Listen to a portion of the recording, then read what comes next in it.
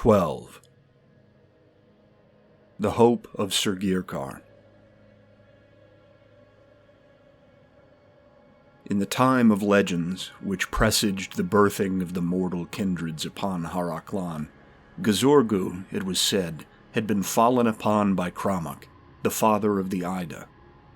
Kramak had been joined by the others of the second brood in this assault, for Laut and her husband, in their union meant to bridge the two families among the gods, had slowly grown to be seen as traitors to both. Under the onslaught of so many of his siblings, even the stalwart maker of the lion folk had folded beneath the blade and claw of his foes. In the aftermath, as the bride of Gazorgu had wept over his broken form, Kramak had humiliated Laut on the banks of the seas to which the goddess had given birth. And though the war among the divine which followed had seen the blood of both broods freely spilled, and the foundations of the newborn world shaken, Laut and her mate Gazorgu had been largely left forgotten in the tumult, abandoned to pick up the pieces and pursue their goals in the nascent world taking shape about them.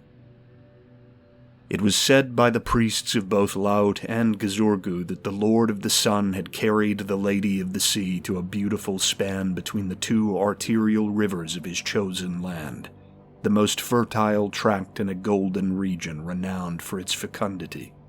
And there he had laid her to rest, unsure whether she, though divine, would live or die.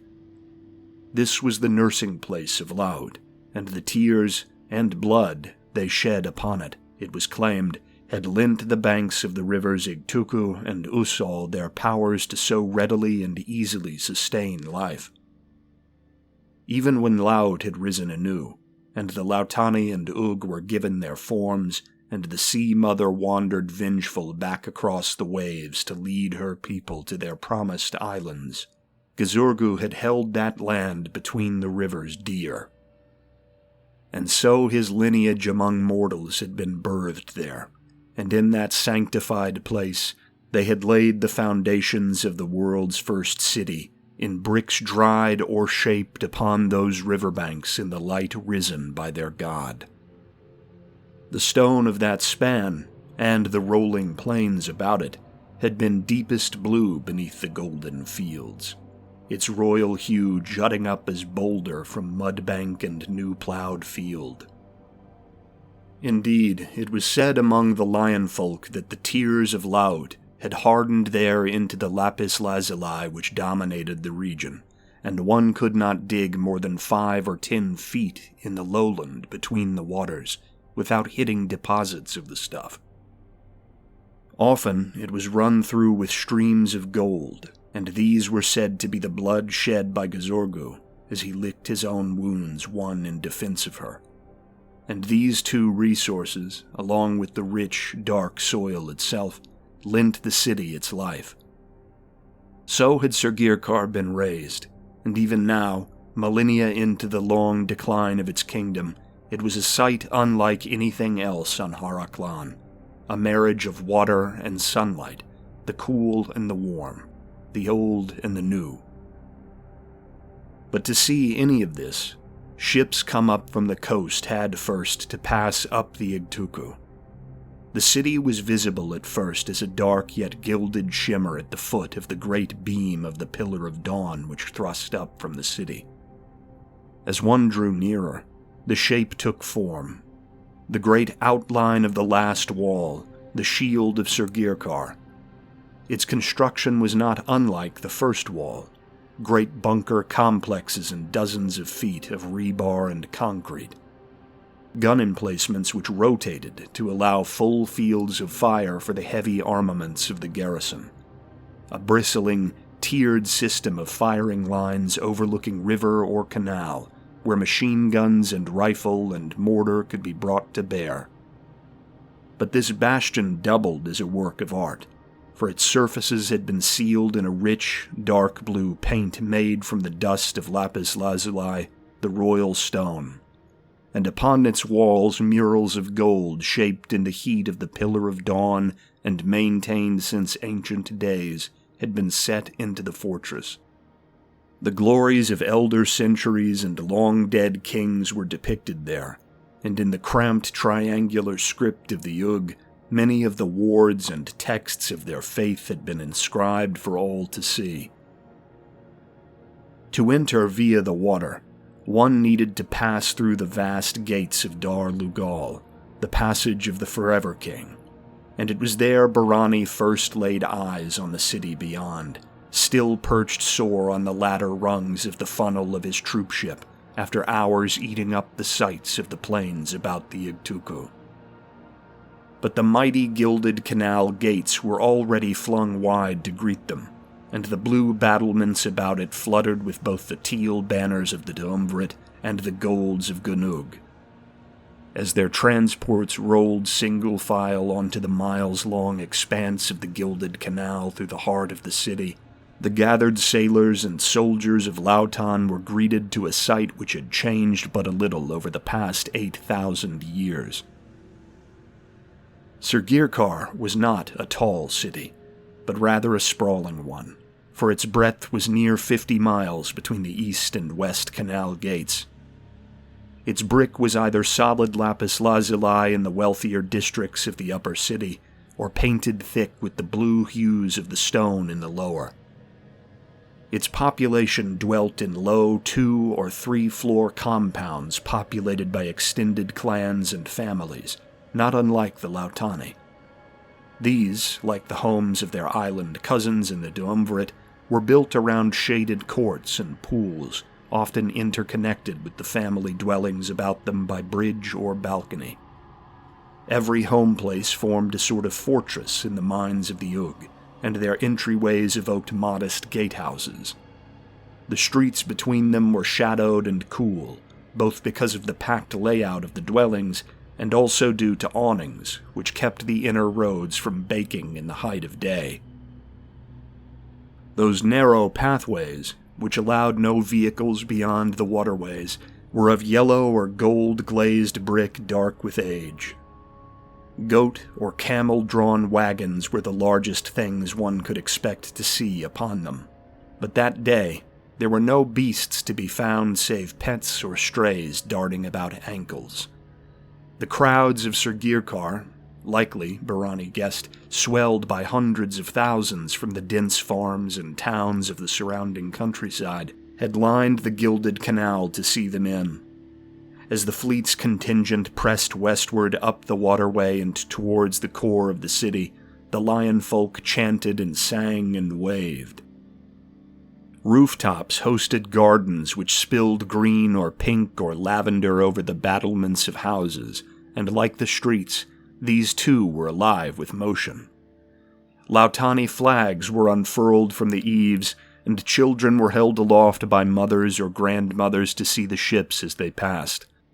Bands played brass instruments on corners, and amidst the festival atmosphere, bundles of honeyed rolls, jerky, and sugary baked goods were flung out over the water onto the decks of the low-slung troopships from the high canal walls. Pahala, along with many of the other strangers crowded onto the ladder about Berani, immediately began shouting and arguing as a few men attempted to climb down to the irritation of their fellows, and others called out to men below for food to be thrown up to them. If they worried they would go unfed, they needn't have, for the route into the city was long, and the crowds never thinned along the way. The Port Solar was reached only hours after they'd entered the city, and by then, even the men precariously perched atop the funnel stacks were full with the honeyed meats and sweets of Gunug. Given none of them had breakfasted due to the excitement of arrival, and most of the meals they'd had during the month of training had been plain indeed, this was welcomed. But the Port Solar itself stole the attention of any who were still absorbed with food, for its waters formed a miles-wide lake in the middle of the urban sprawl, connecting the wealthier districts of the upper city to the more modest, tight-packed dwellings of the lower. The ziggurat of the sun, outsized only by the mountainous Shahuit Zul and distant Tepeklan, loomed as a great sapphire mound upon its southern shore. Forests of greenery hung in the sky upon its tiered sides, and a broad but slow waterfall poured down from its peak to feed the channels of a verdant garden about the feet of the temple. From its center, high above, the beam of the Pillar of Dawn radiated upward to the heavens, and even in the bright glare of a dryland afternoon, the whole of the port was cast into a saturated, gilded light by its presence. It was almost gentle, not burning the eyes or driving one to squint or shade, though it certainly hurt to cast one's gaze into the beam itself, even at this distance.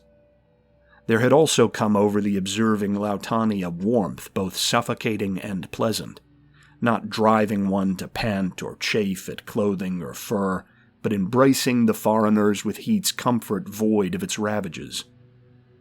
Though none of the tropic-born catfolk would have ever experienced such a sensation to compare with the presence of the pillar's light, it was not unlike warming oneself next to a dry wood fire after a night alone in the northern snows. The welcome belonging of secure, reassuring life intoxicated them, and as they were whistled and shouted down to the deck to begin the chaos of sorting out their gear and preparing to disembark, they moved with an almost drunken, contented sluggishness. Berani and the others were, despite the upheaval on the boats, mostly packed after the last night's preparations, and made good time onto the docks once the section had been reunited down in the bunks. They donned uniforms with practiced ease. Though Godin and Durank were engaged in bickering over whether they were too short to impress Ug women, and Marok was interrogating every other row in their chamber about an apparently stolen pack of cigarettes, Berani managed to round them all up with Agama's silent help, and at length they filed out with all the others. They found themselves on the lavish waterfront below the Ziggurat of the Sun, with a great host of gold-clad royal guard cheering them up onto land and keeping the teeming crowds of the city's citizenry from mobbing the newcomers. From there, Raja Bayani, whose lean form seemed to have been invisible in the ranks up until the moment he was needed, led them into the gardens, where the 1,000 sons of Tujuhdanau occupied a great court. There they sat, waited, and watched the rest of the Lautani convoy roll slowly in. Pahala, seated on the brickwork ground beside Berani, asked, "Think the High Priestess will get off the flagship once it's docked?" "Of course she will," Agama cut in from behind. "She's the master of the fleet. She'll meet with the king, I'm sure." Pahala, looking around as if he expected the master of Gunug to tumble out of an outcrop of flower or fern, asked, "Where's he then?" "He lives up on the top of the ziggurat," Berani recalled. "I think the palace is supposed to be up at the peak." "Gazorgu grace us with a glimpse of that," Pahala muttered, craning his neck to look up the flank of the temple at the gently swaying fronds of palm and fig trees that towered there. An hour passed in nervous but excited silence as ship after ship pulled into the harbor. The Pemechedounia loomed terrible in the distance as the cargo ships crossed to the warehouse district on the port's north shore, and the other dreadnoughts and lesser warships took up arranged positions on farther docks. Only when the procession of vessels was fully settled did the hulking Pemechedounia roar a thundering, metallic cry of smoky wrath to the open air. The cry shook the bones of the observing crowd, and in its wake, as the echoes of the mighty spirit within the behemoth rolled down the ancient avenues of Sirgirkar, the Pemechedounia pushed slowly in for the gilded royal dock at the foot of the ziggurat. Then Raja Bayani and the other officers were marshalling the marines and ushering them out to the great glinting avenue which led up to the sweeping stairs of the temple. Opposite them, on the right side of the way, were ranked the gold-clad soldiery of the king's personal guard, their manes bright with ring and plate, and their shoulders and chests heavy with armor. The men of Lautan, in their uniforms of blue and silver, numbered just over 200,000, 10 divisions pulled from all across the archipelago. Their number was nearly matched by the Ug elite across the way. For the first time, Berani realized how small a contingent they were. The armies of Gunug, even maimed as they were given recent news, likely numbered well over 1 million men. Even though he had recognized on some level that the navy was the Duumvir's great weapon, and the destination for most of her warriors, he felt slightly cowed and insignificant faced with the tall Ug opposite in their plate which glittered in the light of the pillar above. Then the ramp was lowered from the Pomecha Dunia, and a procession of 99 priestesses in tropic robes of oceanic turquoise swept down the way. The sailors of the flagship gathered on its main deck, watching the procession from above. In the arms of the holy women were swaddled infants, some sleeping, some mewling and crying. These would be baby girls of the Chemar caste, Berani realized. The Air caste, the priestly caste, highest among the Lautani, and well respected among the Ug, was not entirely celibate. In both Gunug and Lautan, the priestesses of Laut and the priests of Gazorgu, on attaining maturity, were paired with one of the opposite order, and ritually mated to one another. Annually, during New Year's festivities, in which the birth of Laut and the beginning of the cycle of divinities was celebrated in both countries, these pairings would be consummated. It was the sole time of year the orders were allowed to mingle.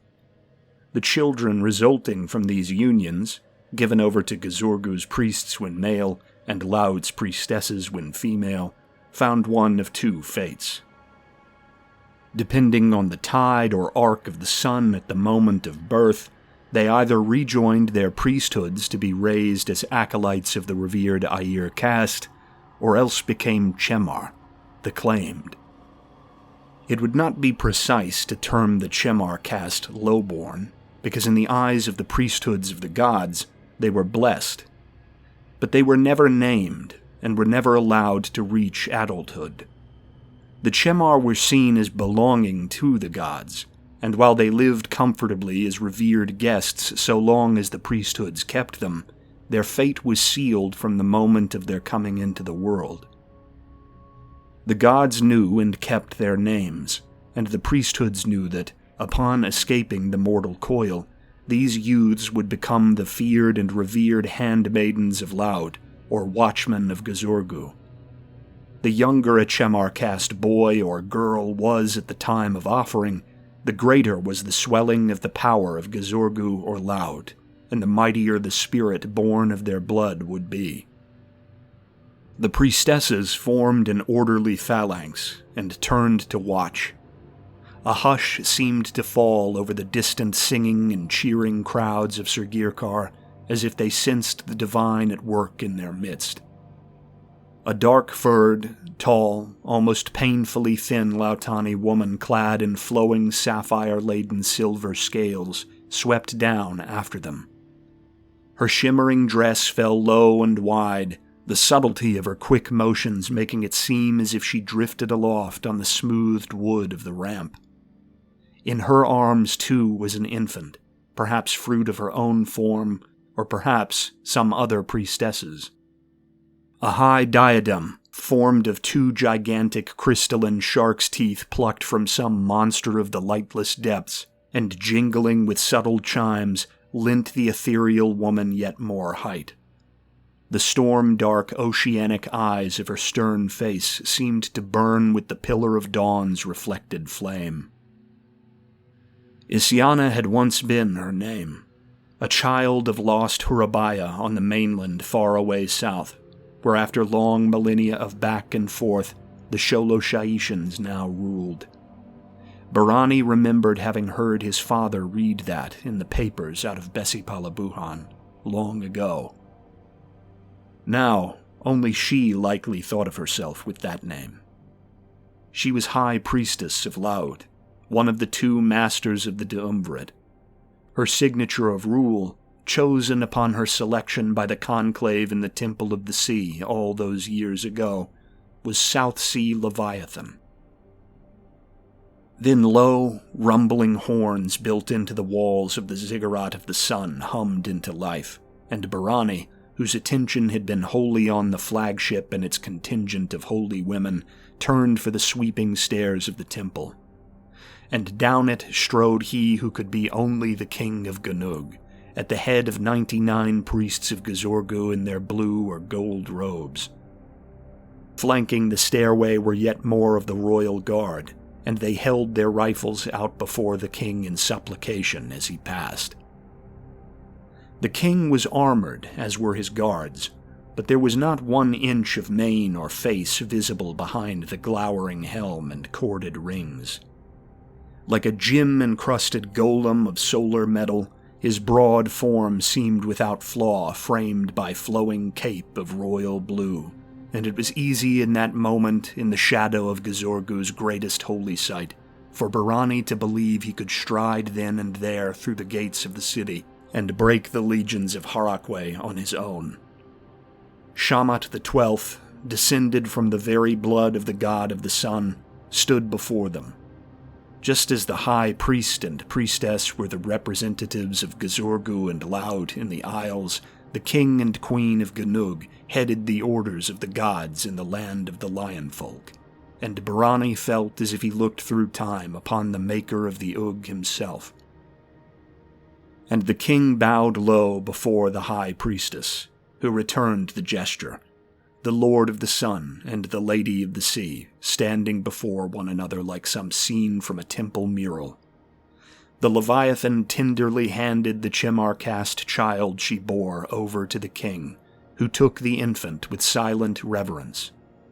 And the priests and priestesses of each contingent came forth in their wake, and the Chemar passed into the hands of the holy men of Gazorgu.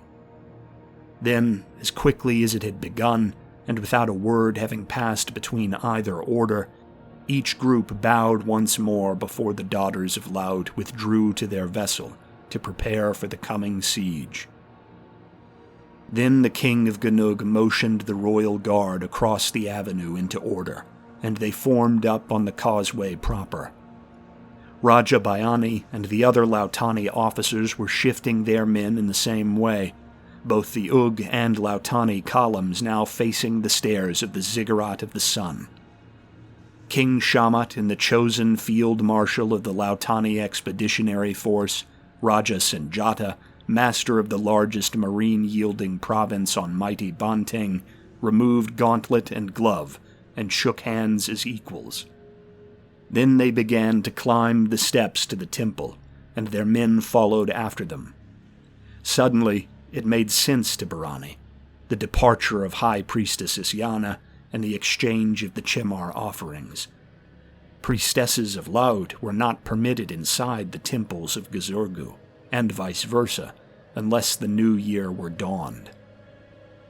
"They're taking us into the temple," Pahala murmured aloud beside him, more as a sort of zealous prayer than a commentary to Berani or the others about them. "We're actually going to see it." And so they were. The ziggurat's first tier, about a fifth of the way up along the zigzag course of the stairways, housed the towering entryway. The Lionhead Gate was waiting open as the soldiers crested the tier, and the innards of the massive, cavernous chamber beyond were dark with smoke and low-burned ember. Far off in the core, they could see the base of the Pillar of Dawn, a blinding beam in a sea of murk. Pushing in, they smelled the incense of the priesthood and breathed deep the intoxicating fumes of the fires therein. The warm, comfortable sense of belonging was even deeper here, in the very presence of the pillar. The room, like a great Sholoshaishan arena or Minoan coliseum, was fully large enough to house all 400,000 Ug and Lautani in the retinue. They were seated in ranks upon the prayer carpets, forests of gilded columns shimmering in their midst and disappearing into the cave dark far above. At the lowered center of the room, The king and his priests climbed a mighty dais. At the core was the well of Gazorgu, from which the Pillar of Dawn's light sprang. Behind this rose a titan angular idol of the Lord of the Sun himself, Gazorgu, carven as a proud, muscular Ug with arms outstretched to either side of the pillar, palms aloft in meditation or evocation. Priests chanted in hidden alcoves along the far walls, and their strange syllables echoed out over the space like the massing of some vast crowd. The weird thrum of lyre and hushed cymbal rang in time with their throaty recitations. King Shamat XII held aloft the Chemar infant for consecration by an ancient priest at the foot of the idol. Slow and methodical, he ascended the few steps to the lip of the well, and with care thrust the child into the light, where it shrieked once and then fell to dust as if gnawed by flame for countless days in the very core of a furnace. Berani winced at this, along with all those offerings which followed. All of those around him did, and the sensation of empathic agony never waned with repetition. It was not a process meant to be easy or pleasant. Even though the Chemar were one with the gods, the very stomach to offer them was the core purpose of the ritual. It was testament to the belief of the Lautani and the Ug, and as the life force of the gods was sent back to their disposal in so hallowed and ritualized a way, the window through which those divinities could gaze and reach grew ever so slightly wider. The twin gods, in the hour of deepest need, were being called to action. In the distant south, afar out over the ocean, thunder rolled. A storm was coming.